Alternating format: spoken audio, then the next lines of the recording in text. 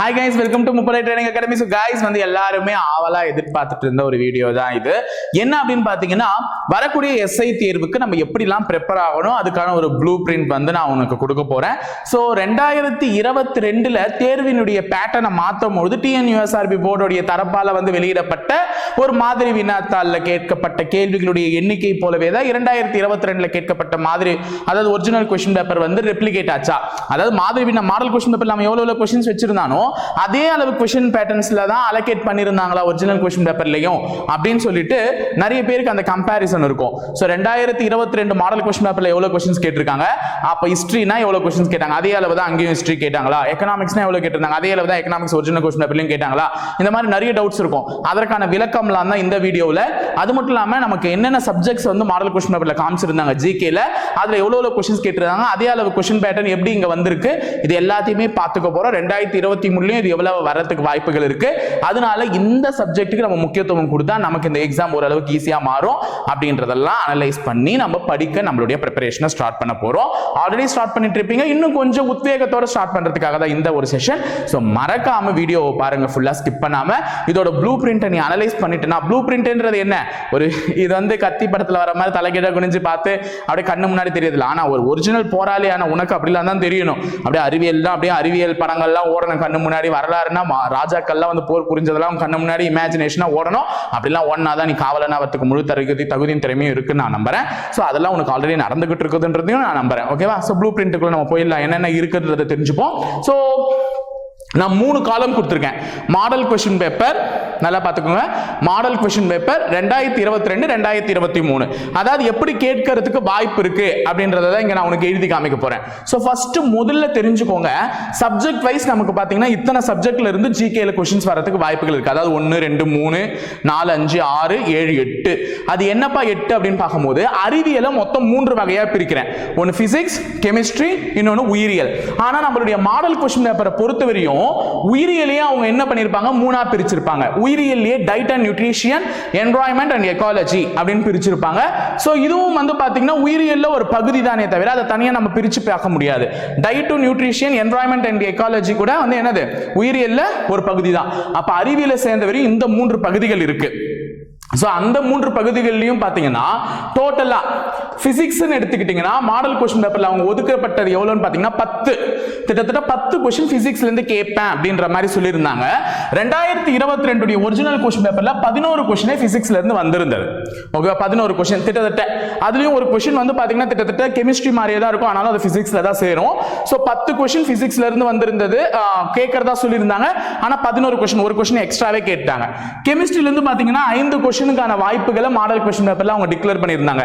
அதாவது கெமிஸ்ட்ரியில இருந்து நான் 5 தான் கேட்பேன்னுட்டு. ஆனா கெமிஸ்ட்ரியில இருந்து அதே மாதிரி எக்ஸாம்லயே என்ன பண்ணிருந்தாங்க, கரெக்டா 5 கேள்விகளை கேட்டிருந்தாங்க. சோ அதே மாதிரி பயாலஜில இருந்து 7 கேள்விகளும், டயட் அண்ட் நியூட்ரிஷன்ல இருந்து 5 கேள்விகளும், என்வாயன்மெண்ட் அண்ட் ஈகாலஜில இருந்து 3 கேள்விகளும், அதாவது 7 + 3 10, 10 + 1 5 15, மொத்தம் உயிரியல்ல இருந்து 15 கேள்விகள் கேட்கப்படுறதா அறிவித்திருந்தார்கள். ஆனா அவர்கள் கேட்டது எத்தனை கேள்விதான், 13 கேள்விகள் தான். சோ இது எல்லாத்துலயுமே சேர்த்து அவங்க மொத்தமா 13 தான் கேட்டிருந்தாங்க. அதுலயும் உயிரியல்ல இருந்து தான் அதிகமாவே கேட்டிருந்தாங்க. ஓகேவா? சோ மொத்தமா அவங்க 13 क्वेश्चन கேட்டிருந்தாங்க. அப்போ மாடர்ன் क्वेश्चन பேப்பரை பொறுத்தவரையும் சயின்ஸுக்கு அவங்க ஒதுக்கப்பட்டது எவ்வளவுன்னு பாத்தீங்கன்னா 5 5 20 ஒரு 10 30. அப்ப அறிவியல்னு எடுத்துக்கிட்டீங்கன்னா 30 கேள்வி நான் கேட்பேன், மொத்தமாவே அறிவியலுக்கு 30 கேள்வி கேட்பேன்னு சொல்லிட்டு இது பண்ணிருந்தாங்க. ஆனா 2022 ஒரிஜினல் क्वेश्चन பேப்பர்ல 13 10 20 24 24 + ஒரு 5 29 கேள்விகள் தான் கேட்டாங்க. அறிவியல்ல என்ன பண்ணிருந்தாங்க, 29 கேள்வி தான் கேட்டாங்க. அப்ப இதுல நமக்கு ஸ்லைட்டா டிஃபரண்ட் இருக்கு. ஓகேவா?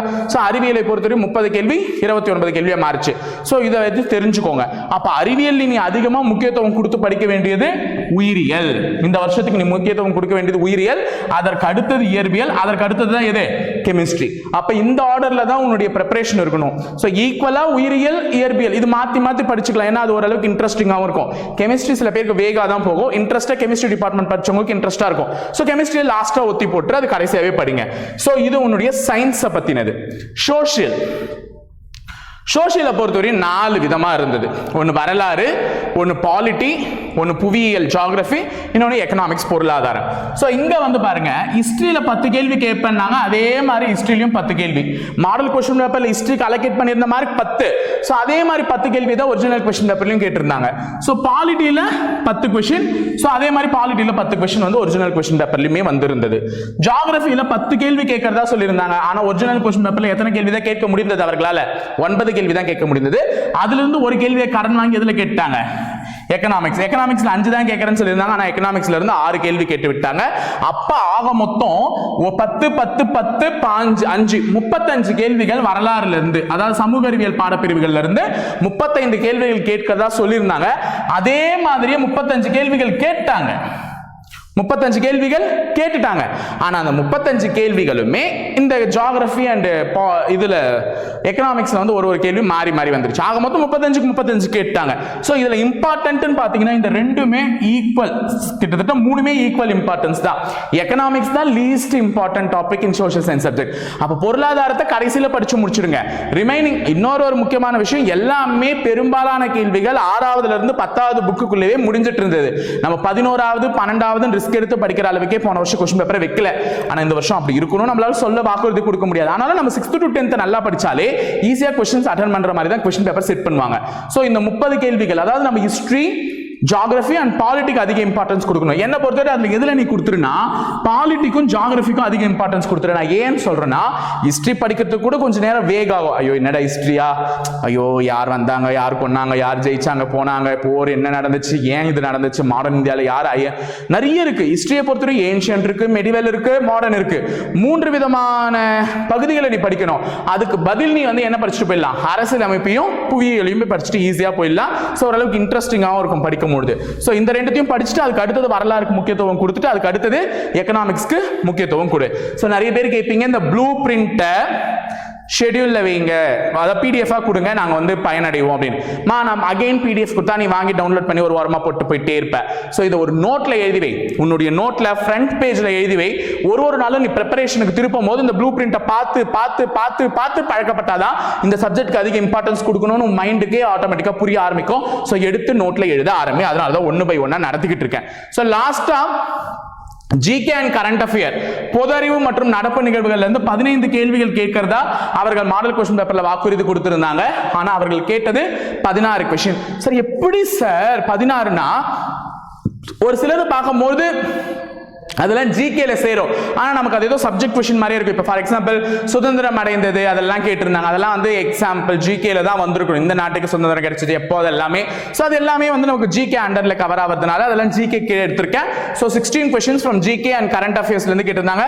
அதுவுமே கரண்ட் அஃபேரும் ஜிகேவும் ரொம்ப இன்டெப்தா இறங்கி நமக்கு செஞ்சிருக்காங்களான்னா கிடையவே கிடையாது. நமக்கு மேலோட்டமா மட்டும்தான் கேள்விகள் இருந்தது. அது மட்டும் இல்லாமல் நான் ஆல்ரெடி சொன்ன மாதிரி டெய்லி நம்ம தமிழ் நியூஸ் பேப்பர்ஸ்ல இருக்கக்கூடிய தினமணி நியூஸ் பேப்பர்ஸ் காலையில வாங்கி, ஓகேவா, சினிமா காலம் எடுத்து படிக்க ஆரம்பி அப்படின்னு நான் சொல்ல மாட்டேன். காலையில இந்த தினமணி நியூஸ் பேப்பர் வாங்கி அதுல பொருளாதார சம்பந்தப்பட்ட நிகழ்வுகள் ஏதாவது இருந்தாலோ, அல்லது டிஃபென்ஸ் சம்பந்தப்பட்ட நிகழ்வுகள், அதாவது பாதுகாப்புத்துறை சம்பந்தப்பட்ட நிகழ்வுகளோ, அரசியல்ல எதனா மாற்றம், பொலிட்டிக்ஸ்ல எதனா மாற்றம் இருந்தாலோ, அது மாதிரி சில ஃபீல்ட்ஸ்ல சாதனை பண்ணிருப்பாங்க, அத மாதிரி எதனா இருந்தாலோ அதை மட்டும் படிச்சு நோட்ஸ் எடுத்து வச்சுக்கோமா. ஏன்னா அதுதான் உனக்கு கரண்ட் அஃபேர்ல என்ன ஆக போகுது, ரெப்ளிகேட் ஆக போகுது. சோ அந்த மாதிரி மெயின் நியூஸை தினமணி பேப்பரை கவர் பண்ணிடும். அதை மட்டுமே படிச்சா போதும். நீ தேவையில்லாம ரிஸ்க் எடுத்து நான் கரண்ட் அஃபேர் படிக்கிறேன்ற பேர்ல இத்த படிக்கிறேன் அத்த படிக்கிறேன் தேவையில்லாம டைம் வேஸ்ட் பண்ணிக்க வேணாம். நான் ஆல்ரெடி சொல்லியிருந்தேன். சோ இப்ப கூட ஒன்னும் நேரம் கெட்டு போல தினமணி பேப்பர் டெய்லியும் வாங்க. அதுல இருக்கக்கூடிய மேம்போக்கான நியூஸையே படி. அதுவே மோர் தென் எனஃப் ஃபார் யுவர் எக்ஸாம் அப்படின்னு தான் நான் சொல்லுவேன். சோ இதுதான் உன்னுடைய ப்ளூ பிரிண்ட். அப்ப இந்த ப்ளூ பிரிண்ட்ல சயின்ஸ்ல 30 கேள்விகள் போய் 29 கேள்விகள் இருந்தது.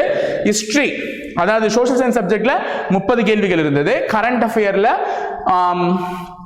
கிட்டத்தட்ட வந்து பாத்தீங்கன்னா 16 கேள்விகள் இருந்தது. சோ கரண்ட் அஃபேர்ஸை பொறுத்தவரை அன்னைக்கு தேதிக்கு என்ன நடக்குதுன்றது நம்ம டே பை டே டெய்லியும் படிச்சு நோட்ஸ் எடுத்து வச்சிருந்தா மட்டும் தான் நமக்கு யூஸ்ஃபுல்லா இருக்கும். சோ கரண்ட் அஃபேர்ஸை வந்து டே பை டே அன்னைக்கு நியூஸ் பேப்பர் படிச்சுக்கோ, ஒரு 10 நிமிஷம் இல்ல 20 நிமிஷம் நியூஸ் பேப்பர் படிச்சுக்கோ. சோ அதனால நான் இப்ப இந்த சப்ஜெக்ட்ஸ்ல எதப்பா நிறைய இம்பார்ட்டன்ஸ் கொடுத்து படிக்கணும்னா நான் உனக்கு இம்பார்ட்டன்ஸ் கொடுக்குறேன்.